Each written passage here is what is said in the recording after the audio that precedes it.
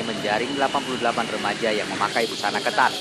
Razia yang digelar di Jalan Merdeka juga dibantu anggota polisi dan TNI.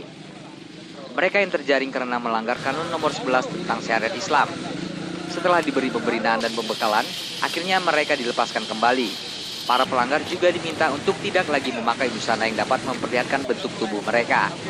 Kepala Seksi Penindakan Polisi Syariat Islam Provinsi Aceh, Samsudin, menyebutkan pihaknya sudah melaksanakan razia penegakan syariat Islam di 50 titik di seluruh Aceh. Hingga akhir 2014, setidaknya polisi syariat Islam akan terus melakukan razia di 15 titik lagi di sejumlah kabupaten kota di Aceh. Terhadap jaringan Islam ini, kalau masyarakat belum sadar, tetap kami melaksanakan tugas ini. Kami selaku Satpol PP dan WA tidak mengenal melaksanakan tugas, tidak mengenal hujan lebat, tidak mengenal matahari panas, dan tidak mengenal cuaca gelap dalam melaksanakan tugas. Tetap kami harus jalankan itu. Dari Rosmawai, Harijal Salim melaporkan untuk Aceh Video.